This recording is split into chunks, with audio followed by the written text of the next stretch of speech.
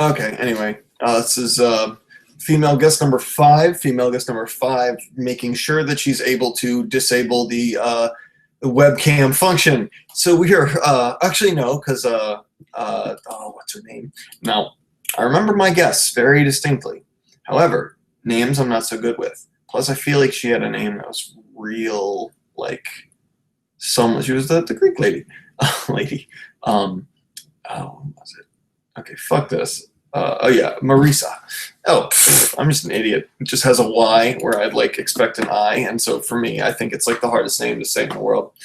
I wonder if any of my past guests actually go back and listen to future episodes with other guests, because like I always end up talking about them because I don't remember. Oh my god, this is such bad radio. I have to actually edit this. This is bullshit.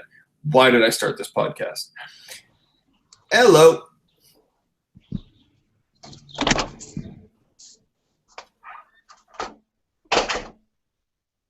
It's nice.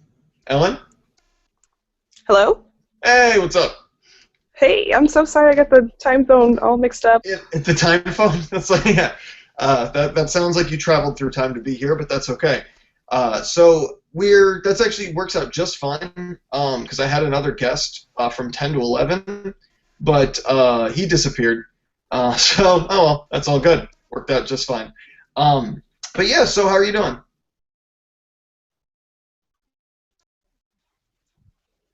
Did you leave me? Hello? Oh, hey, can you not hear me? No. Oh, okay. Yes, I can see you. Okay, can you hear me? Yes. Okay, cool. So how are you doing? Good. Okay, good. So, by the way, I've started this already. Let's just kind of go right in. Could you tell everybody what you do? Is it just improv? That's what I saw a lot of online. Do you also do stand-up, or what else do you do? Actually, it's funny. I do more stand-up. I've been doing that for about almost 2 years now, and then I'm definitely trying at the improv. Yeah. Okay, I gotcha. Say trying stand-up for the improv. I'm seeing a lot. Yeah, the videos that I saw when I just Googled your name followed by comedy were all improv from what I saw so far. But yeah, all right. So okay. So I'm hearing an accent. Where are you from? Michigan, like kind of 15 minutes from Detroit, so that area. I didn't think I had an accent at all. Well, I have so there's there's that weird thing between Pennsylvania, but before you get to like Wisconsin, where it's like hints of a Midwest accent and also hints of a Philly Baltimore accent. And there's just a couple states right in there where there's just like, it's not a full accent, but it's just like a little, like a vowel sound or two that gives it away. Okay, that's a little odd, because I have heard that, but it's kind of weird hearing it from someone with a different kind of dialect telling Yeah. me. Well, that's like, it's the only reason I ever even noticed it, it's in the A sound. It's because my wife is from Central PA, and she has the A. It's like a little. I'm exaggerating it as I do it. I can't do it correctly, but it's a very like 2 variations on the A sound that people tend to do right in those middle state in between Philly and I don't know wherever, and Chicago, I guess. But yeah, anyway, I always have to ask where people are from. Did you move there later on in life, or is that kind of where you grew up? No, this is where I grew up. I was born here, so definitely this is it. Okay. I've never really talked to anybody on this podcast from the Detroit area. What's the comedy scene like there? You know what? It's definitely awesome. I'm really glad to start out here. I'd say it's a great place to really learn things.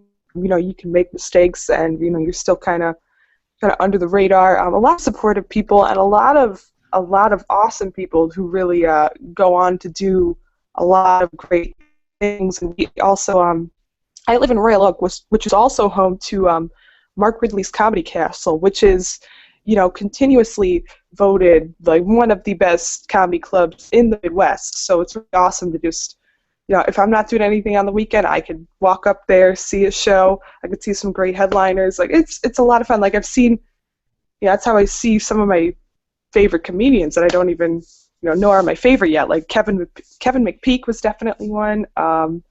Ben Moore. I'm also close to Andy Can you say that last one again? It which is cut out a a little real bit. neat college town, and they're home to the Ann Arbor Comedy Showcase. That's 30-minute, so That's not pretty bad. cool. Yeah, that's not bad. It sounds like you have access to a lot of rooms and a lot of mics. Or is it A just a lot few? of rooms and a lot of scenes. Yeah, it's definitely like I could drive. Lansing is another awesome scene. It's another college town, but a lot of cool bands and a lot of cool comics are coming out of Lansing, most definitely. And then about 3 hours of on the zoo, same thing. That's halfway between like Detroit and Chicago. So I'd love to definitely, if I ever move to expand my career, that'd definitely be the place to Yeah, of course. Yeah, yeah. run over. That's really cool. That's actually sounds very East Coasty because I know whenever I talk to anybody in California or in Vegas, it's all about like, well, you've got your one city, and then anywhere else you got to drive hours and hours to get there. Not to mention when I have guests who are from like the heart of the Midwest, and it's just like few and far between.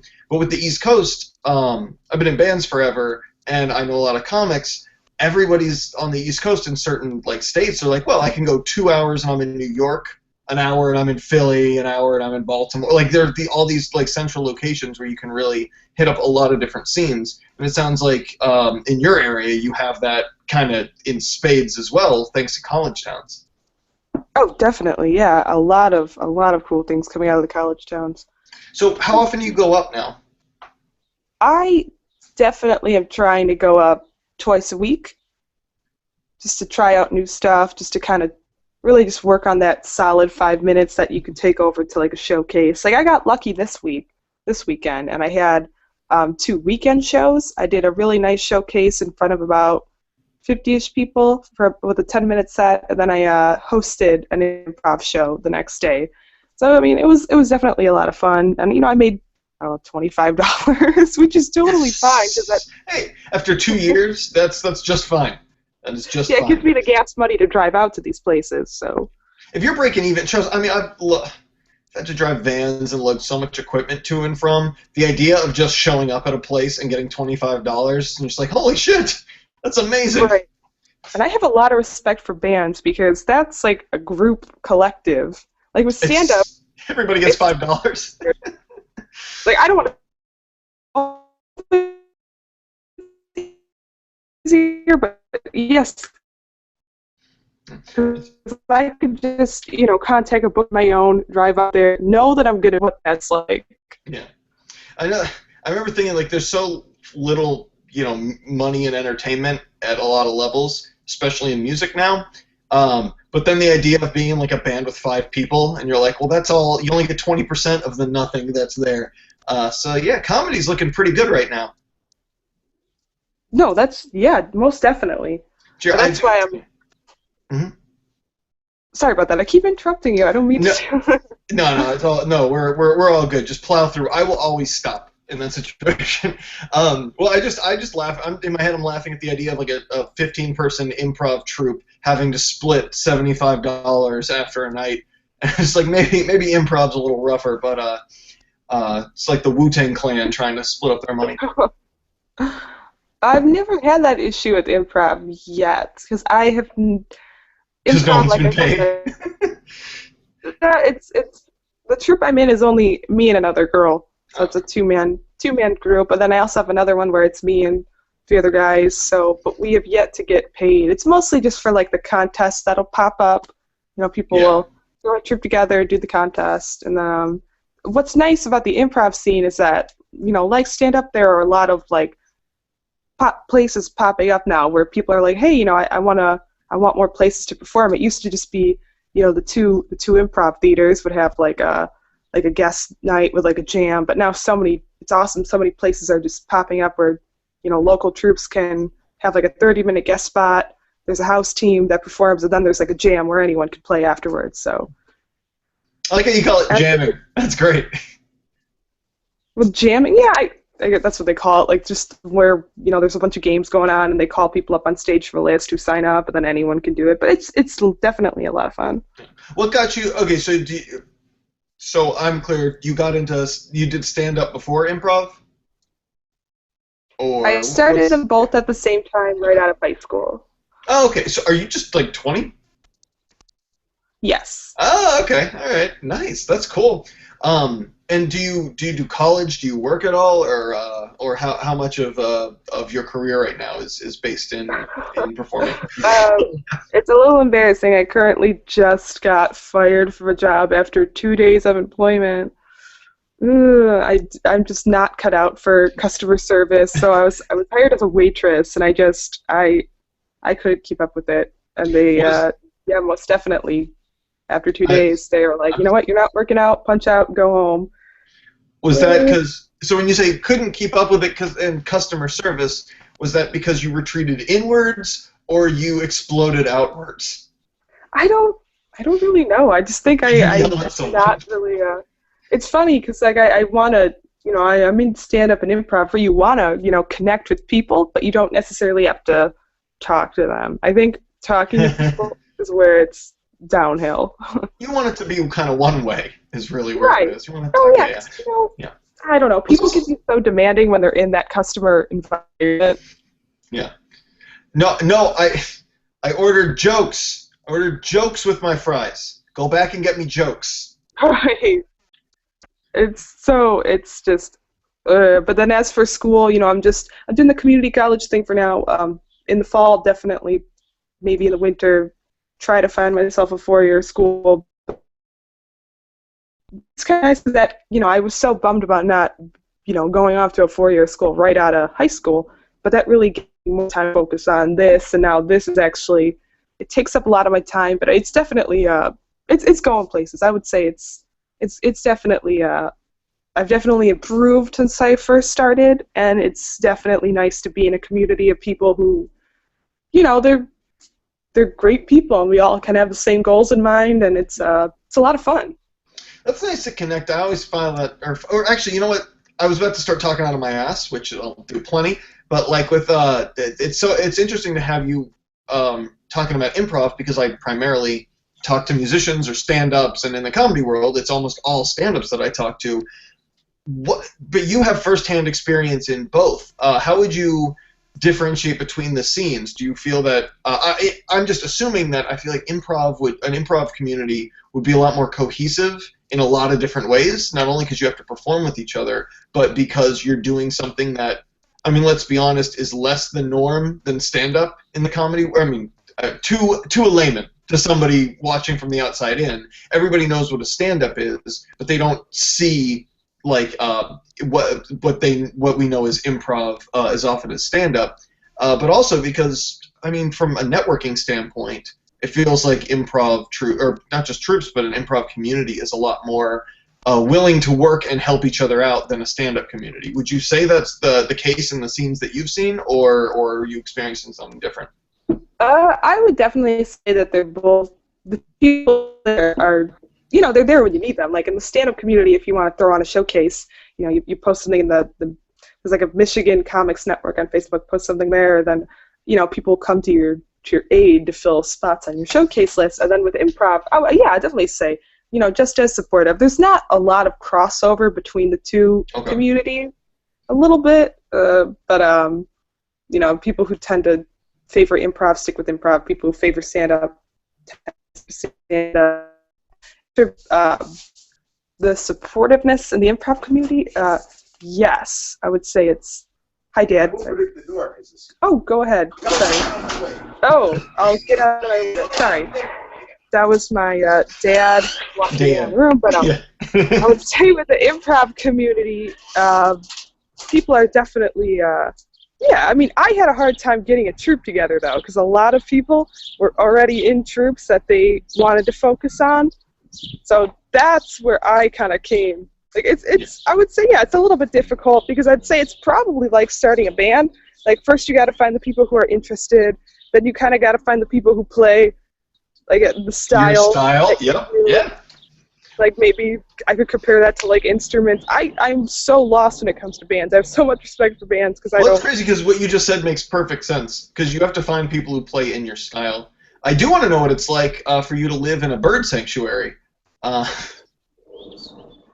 Oh, I'm sorry. Yeah, I'm definitely outside right now. Yeah, I mean, I don't care. I just thought it was funny. But It's nice. I can't see. Sorry, go on. Go on. Oh no, I was just gonna say, yeah, it's I would definitely say it's supportive, but it's also kind of difficult to get it running when you don't necessarily know a lot of people at first. Absolutely. And You really got to wait a year in to start a troop. And how did you break into that? How did you, like you said, you have to, it's hard when you don't know anybody and you're starting to meet people. What did you do, especially with improv? Because it's not like you can, I don't know, maybe you can. I know with stand-up, there's open mic nights. And improv, what did you do? You just started by going to the jams, the after-show jams or whatever, and then, or how did you break into that from knowing no one?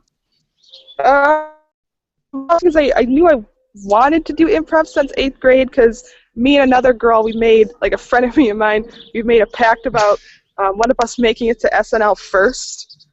And we both knew that a lot of the SNL, a lot of the big names on SNL, like Tina Fey, they all started off in improv. Mm-hmm. So I remember, just in the back of my mind, I always knew I wanted to take classes, and I'm giving you like a rough history of the Detroit improv scene real quick. Sorry, trust me, it pertains to the question.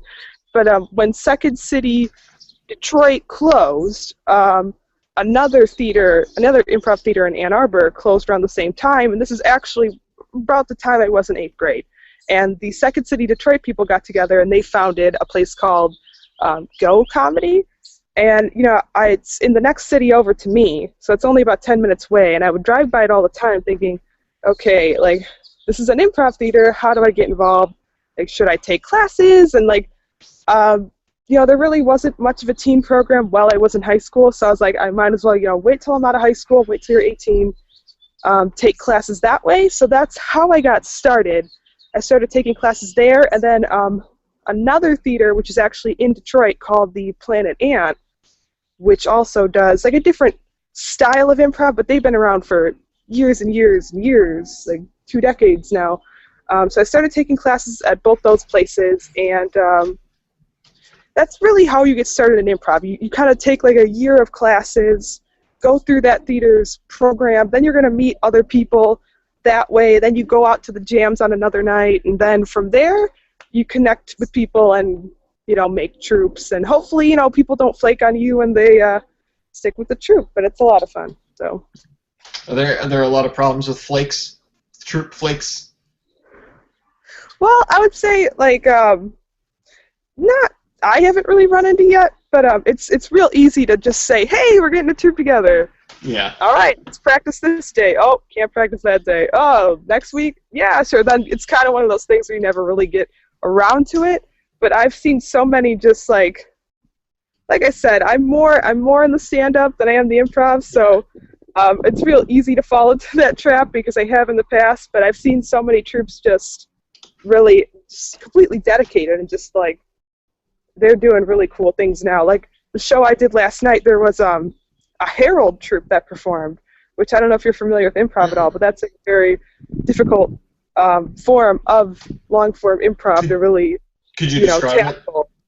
They did. It was pretty cool. Well, could you describe it? Like what just long form, or like what specifically about it makes it unique? Well, the Herald, it's I don't know if you're familiar with short and long form improv, but you start off with what's called an organic opener. From there, you got to do, I believe it's, I don't know, I'm probably going to be wrong because I've only done it once, but a lot of improvisers are pretty intimidated by the Herald, but it's the organic opener, then it's like three group scenes. It's organic opener where you ask the crowd for something? Like you... Yeah, that's definitely always something you do, but it's so hard to explain what it is. It's definitely not something you would see in a normal improv scene. With an organic opening, people might start, like, one person might start with a beat, and then next thing you know, they're all doing some sort of a song or making odd noises, but it's so odd because everyone is also on the same like ground as you, because I've done a few of them in like my classes, and it's really awesome to see just a group of people all connected and doing like the same amount of energy, and it's just it's so cool. Like Google it sometime. I don't know. It's so cool. But it's You'd be that the best teacher. Just just Google it. Just Google it. I cannot. You're asking the wrong person. Like, I'm still just a student of the improv. I'm still learning. I'm in the process. One of these days I might be there, but I don't know. Maybe in about 8 more years I'll have it all mastered. I should Google it right now, but I'm afraid of picking up the call. But it's an organic opener, 3 scenes, game, 3 scenes, a game, 3. Then like you wrap up those 3 scenes. I think that's how it goes. Yeah. And how? Jesus, that sounds long form. How long would that be? I assume that's a full set, correct? I mean, yeah. I mean, they did theirs in about a half hour, but I'm sure they could go on for an hour, a full length show to really just get all the details in and just do some really quality scenes. I've yet to really see one perform. They're really big, I guess, in Chicago, not so much here in the Detroit scene. But if you go out to Chicago, Second City, Improv Olympic, which is now the I.O. Theater, definitely, I know they're pretty big on doing the Heralds out there. What? No, I'm so interested. Why is it called a Herald? Is it? I wish I knew. See, I've always been intrigued by this forum because when I was in 8th grade and I told my parents about how I wanted to start going into improv, for Christmas they got me a book called Truth and Comedy, which is by Del Close, big name in improv, and he Yeah, I hear on Wikipedia that he developed the Herald. Yes. So the whole book was pretty much about the Herald, and they kept saying just the Herald. I'm like, at first I thought it was a person, and I was like, what? So why is it called the Herald? I couldn't tell you. It's interesting. Real big out at the I.O. Theater, I'm guessing. And I really hope that this is all. Well, I believe, personally, if I have to take a wild guess, Information. I would say that going off of no. Casting. I'd just say if I had to take a absolutely wild guess, I would say that on the way home in a Volkswagen bus, they were discussing the performance when one of them asked what they should call it. And Bill Matthau called out Harold. It was a joking reference to a line from Hard Day's Night where a reporter asked George Harrison what he called his haircut, and he answered Arthur. Close later remarked that he wished he had chosen a better name. If I was guessing. Oh. Really. It was that. Oh, you're guessing. I was like, it sounds like you're reading that off of like Wikipedia or something. Yes. Yeah, you are correct. I was absolutely reading that off of Wikipedia. Okay, good. Yeah. Now we know. Now we know. Exactly. All right. So, thank you for educating me a lot on the improv and sharing your experience with that. As far as stand-up, okay, so you're going up a couple times a week. What's the scene like there as far as not the scene in general, but your interactions with it? Because you started at 18 and you start going to mics. Not only are you under 21, but I imagine by a lot of standards that is relatively young to start. Did you find that you were one of the youngest people there? How did you break into that scene? Yes, I would say so. There are a few other people definitely around my age.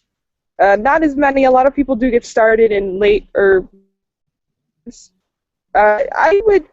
Age becomes like so irrelevant fast. It's more about who can deliver, a decent 5-minute set. But a lot of people, they're that's something that I do get that a lot. I wish I would have started when I was your age. Like, to me, I feel old because I'll watch, SNL and I'll see, Pete Davidson who's 21 years old. What are you gonna do? Yeah.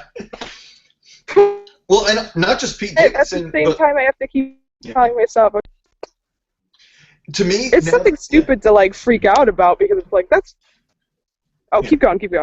Oh, yeah, that's fine. Sometimes just so you know, your internet's a little laggy. So every once in a while, I'm just like, wait, is more coming? It's more coming. It's not just Pete Davidson who's so young, but he did it a few years in New York, and he's from there, and he just blew the fuck out. Like that's you get that natural talent, writing ability, and charisma, and things start working for you. But to me now, as a 29-year-old, I look at somebody like Michael Che, who fucking old. He's like around my age. I think he's like within a year of my age. I should, yeah, while I'm on Wikipedia, I might as well look it up so I don't feel stupid later. But yeah, so I look at him and he's 31. He's 2 years older, but he just kind of showed up and started doing comedy way late. Did really, really well, landed a job at The Daily Show, and then made a jump to SNL very quickly after that. So I look at that like, you were only doing this for a couple of years, and it worked out in that way. And so like, so you're right, regardless of age, like that people can go, I don't know, they can ascend very quickly, although it's very rare, but definitely makes us feel insecure nonetheless, I feel. Yeah, that's definitely, it's something, it's so stupid to be insecure about, but I think we all kind of feel that way, like, oh, come on, why is that not me? But I know I got years to, like, get this mastered. Right now I kind of just want to stay, kind of, under the radar, make all the mistakes I can here, where it's easy to be forgiven, and then once I have that decent, 15-minute set, take that out to, I don't know, Chicago, and then from there, who knows, New York.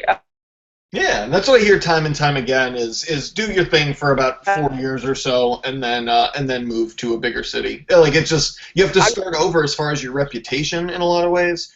Granted, that may be different now thanks to the internet, but at the same time, like, go somewhere where the competition is stiffer when you're ready to compete. Don't just necessarily jump in before you're ready. That's actually what I have a lot of LA comics who do who will be like, I'm not going to perform in even though I'm from LA, I'm going to go outside to work on stuff. It's like, because you don't know who's going to be watching. Right, I am terrified because it's like, oh wow, if I suck out in LA, I think I think I could find better terminology, but most definitely just work on my set here, take that out to Chicago. Then from there, I don't know. I'm not looking to become like super, super famous. Like, would that be fun? That'd be fun to have my own TV show, but I just want to be like a road. Yeah. Well, I think that's one thing that I've started. Headline club. Yeah. Have some writing jobs, but you were saying. Oh no, I was just gonna say that, like, in the way I started in the last couple of years, I've like had a lot less time, and I've kind of made the shift from doing more band stuff to like, podcasting or making videos, like or writing, whatever it is, like stuff that's like, oh, this is something fun and new for me, but at the same time, like, I have to recognize I can't just like go tour for a while with music or otherwise. Can't always, like, you don't have as much time when you have career and family stuff. So I've been thinking, like, okay, so what can I do from the house, or what can I do from limited time and limited resources? And thanks to the very inexpensive technology we have, and just the internet in general, you don't need to wait for someone to give you a TV show before you make your own TV show in a lot of ways. Like, it's unbelievable the things you can just do from your house or your friend's house, whatever. I mean, I know this is another example of someone who very quickly and very young did very well, but the two comedians from Broad City who made a couple short, like, videos in their apartment and got picked up for a series. Like, that's nuts. Like, I just feel no one has any excuses of making creative things anymore. There are no excuses. It's not, I have to wait until I get bigger.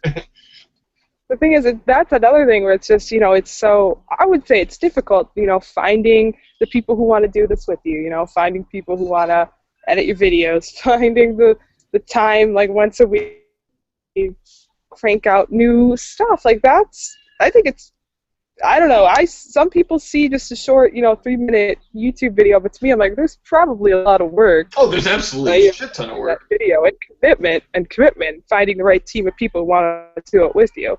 I mean, there are solo things too, but it's much easier in, like, with at least, one other person. Oh yeah, absolutely. Well, especially when you're editing things yourself, or you're doing, this, that, and the other. That's why I've always found that any group needs one person who just kind of knows how to do everything, and then can delegate tasks. But you're right. No, it's so funny talking about it. I'm just like, like, wow, this is a lot like improv and sketch comedy, and whether it's pre-taped, scripted, or non, it's very much like a band. Like, it's more like a band than stand-up, I would say, because you really are you're running into the exact same problems. Like, the exact same problems, and in which it takes, years and years, and this is something I only found in the last couple of years, after finally finding groups of people who are fully committed, who are fully pull the weight, do the work, and then once you actually get a little bit of success under your belt, coming to realize, oh shit, some of the people in my band may be dedicated, but they're not up to the task of what we need to do talent-wise. And then you have a whole other set of issues once you actually start making money and actually start having people like waiting for the next project that you're going to put out. Like, it's kind of, I don't know, it's crazy. It's so many more complications. And now that it's also funny when you actually get, and I don't know how much monetary success you've experienced with the people you've talked to as far as improv goes, but I know with bands, the second like money starts being a thing, and recognition starts being a thing, everybody gets greedy and everybody gets egotistical, and then you have to hope that the people that you've aligned yourselves with, that they're now thrown in this new situation where there's power, that they also have to have a good head on their shoulders before that. I don't know. So it's crazy as you go through the progression. So just watch out for early red flags, I guess, in your improv troops.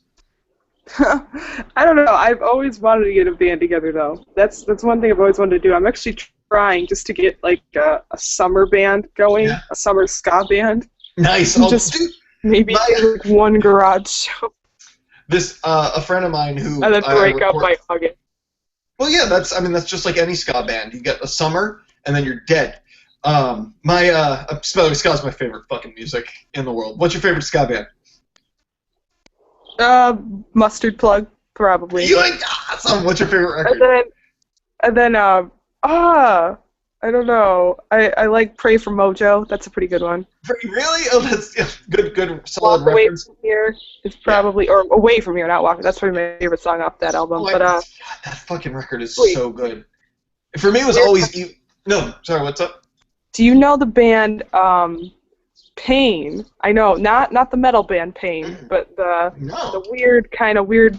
They say they're a punk band, but they're definitely ska, but they refuse to be called ska. Yeah. Do you know that band? No, but I'm listening to them as we speak, actually, because I'm very good with the computer. I'm trying to find another person who knows this band. Nobody knows this band except for the people on like their YouTube comments, and I have yet to track any of these people down. That's pretty sweet. Holy shit, that band. Yeah, well now you do, because I'm gonna start listening to that. Dude, this is my favorite. I love Mustard Plug. My favorite album was always Evildoers Beware, and then now when I look back, it's Pray for Mojo. Like, it's not even close. Like, it's not even close. I don't know how I never realized. Yeah, that's definitely. It's a tie. It's a tie, I'd say, for me. Yeah, man, fucking love that band. Actually, I don't know if you heard Black and White. I know a lot of people stopped listening to them when they before they put out that album. Do you know that one? I think it was 2008. I mean, I'm sure I've seen it on around YouTube when you go. I can't even find it on a lot of the streaming sites because it was so slipped. It was just put out and then no real fanfare. But it's like half the tracks I think are really hastily thrown together, and then the other half are just phenomenally well written. Like some of the best stuff they've ever put out. It's definitely a hit or miss album, but I'd recommend it if you haven't checked it out. God, definitely. I got really sad when I finally saw them live because they're from Michigan. That's right. They are Grand Rapids. They only played because I guess I got into them probably 2003, and every single time they toured, it was the Michigan tour. Fuck you, East Coast, and what's up? It's hard to get the money to travel out there. I know I've never seen Guttermouth because they don't seem to have the money to leave the West Coast, but oh my god! But I finally saw Mustard Plug. They came down to Baltimore a couple of years ago, maybe 5 years. Jesus Christ, 5-6 years ago, and they played, and the crowd was packed, right? And then the band before them was this band. I think they're called Flatfoot 55 or something along those lines, and they were like a Dropkick Murphy style band, and I guess that was really all the rage at the moment, because when they finished playing, the entire fucking crowd left except for about 25 people, and it made me very sad. But like, then Mustard Plug played, and we had the whole venue to ourselves to like skank our asses off, which is fantastic. No, that's awesome. Yeah. Like going to the movie theaters, like with just your friends, and there's no one else in the theater, and you can just like, oh my god, the whole theater to ourselves. That sounds like sad that no one stayed. Kind of awesome too. Yeah, see, except when you go to the movies and that happens, you don't feel bad for, like, The Dark Knight Returns or whatever. You know, it's just like, you're not looking at Christopher Nolan in the face like, I'm really sorry everybody left. But that preview for fucking the Twilight was fantastic, and they got their fill.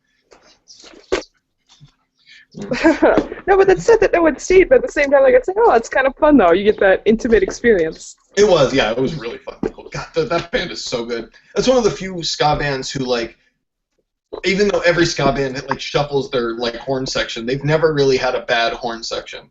Like, I've definitely felt they've never put something. I would argue all of the ska bands I love, except for like them and Streetlight Manifesto, have always had at least one record where their horn lineup was definitely not up to par. But I could discuss. Oh, yeah, you know, I'm really. And that's probably one of the more important parts of ska music, except you know what makes it stand out. So I'm trying to find the perfect spot to stand where my internet doesn't. Oh, that's okay. It's actually gotten much better as we've gone. We're gonna actually have to wrap up anyway. Although I would love to sit and talk about ska all friggin' day long. But well, thank you so much for coming on and sharing your improv knowledge and your stand-up experience. Limited. Yeah. Hey, I actually just said this on a podcast that I recorded yesterday when I gave the comedian a compliment, and he goes, well, and I was like, I don't trust any artist who can take a compliment. So you're the clarification of like, yeah, exactly. I mean, if you ever say, here's the only like. Whatever, non-red flag acceptance of a compliment, which was, hey, great set. Oh, thank you. That's about it. But if they go into, yeah, did you see when I said the thing? Yeah. Well, did you see when I went into the thing and I did this? And it's like, all right, it's way too much. Way too much. You don't know enough to know how bad you suck yet. Like, nobody, like, until you realize that, how good you could be, then you're not good. All right, well, where can we find your plugs or any videos of your stuff or wherever we can, or Twitter, or any of that stuff? Yeah, definitely follow me on Twitter. I'm trying to think of my Twitter handle right now because I know I just changed it. I'll definitely email it to you. Yeah, all that cool stuff. Yeah, I'll put it up with the episode. I'm sure that there is something. I'm sure when I was so excited about doing stand-up, when I first started, I threw a 5-minute set on YouTube somewhere. Always. Like I said, I'm just trying to stay under the radar as far as it goes until I really know I don't suck. But yeah, there's probably stuff on YouTube. I don't know. Feel free to add me on MySpace. I know I still have that up and running. I mean, oh, okay. Yeah, no problem. I'll put you right in my top 8. Okay, good. I miss MySpace because everything was in one spot. Now with social media, it's like you have your pictures on Instagram, you have your thoughts on Twitter, you have your events on Facebook, but like with MySpace, it was just all in one spot. How are you 20? Well, how young were you when you were still using MySpace? It was the middle school years, then by the time I got to high school, everyone had made the big transition over to Facebook. So I caught the very tail end of the glorious MySpace years. Those were good times to be a part of a band, because that was fantastic. Like, that's all but people actually sought out new art, which was great. And obviously comics did just fine on MySpace too. Yeah. All right, cool. Send me those links, and I'll post them up for you. All right, thank you so much for having me. Oh, no problem. Thanks for being on. Tell your dad I said hi. All right, thank you. See ya. Bye-bye.